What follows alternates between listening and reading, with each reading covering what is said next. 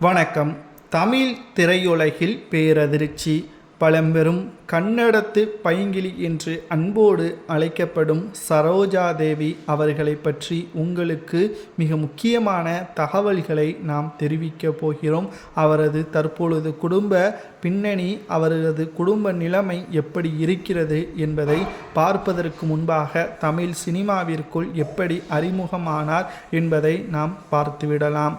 அதிமுகவை நிறுவிய முன்னாள் முதல்வர் எம்ஜிஆர் அவர்களுடன் அதிக படங்களில் நடித்த நடிகைதான் சரோஜா தேவி. அதாவது ஜெயலலிதா அவர்களுக்கு முன்பாகவே நடிகையாக தமிழ் திரையுலகில் ஜோடியாக எம்ஜிஆருக்கு அதிக படங்களில் நடித்தவர். முக்கிய திரைப்படங்களை நாம் பார்க்கும் பொழுது நாடோடி மன்னன், திருடாதே, படகோட்டி, அன்பேவா, எங்க வீட்டு பிள்ளை, இவர்கள் இருவரும் ஜோடியாக திரையில் ஒரு மந்திரம் போல வேலை செய்தது. குறிப்பாக நாடோடி மன்னன் படத்தின் பிரம்மாண்டமான வெற்றி இவரை தமிழகத்தின் உச்ச நட்சத்திரமாகவே மாற்றியது.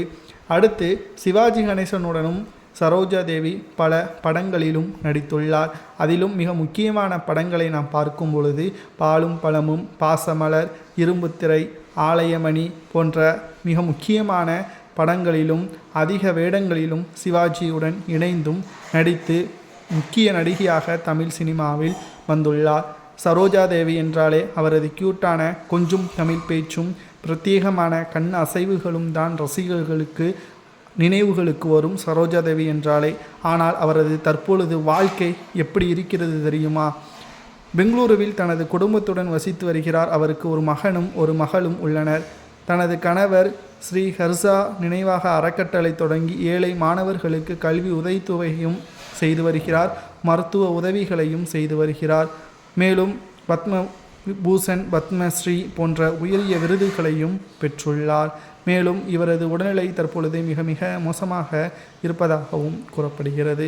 சரோஜா தேவி அன்றைக்கே பல திரைப்படங்களை, வெற்றி திரைப்படங்களை, ஆடம்பர சொகுசு பங்களாக்கள், கார்கள், ஏன் கப்பல்களை கூட இவர் வாங்கியுள்ளார். ஆனால் இவரது வாரிசுகள் அனைத்தையும் அழித்துவிட்டதாகவும் தற்பொழுது உடல்நிலை குறைவின் காரணமாக மருத்துவமனையில் இவரது மகன்கள் இருப்பதாகவும் கூறப்படுகிறது. ஒரு காலத்தில் பல கோடிகள், அப்பொழுதே பல லட்சங்கள் சம்பளமாக வாங்கிய சரோஜா தேவி அவர்கள் தற்பொழுது உடல்நிலை காரணமாக வீட்டிலேயே முடங்கி கிடந்ததும் குறிப்பிடத்தக்கது.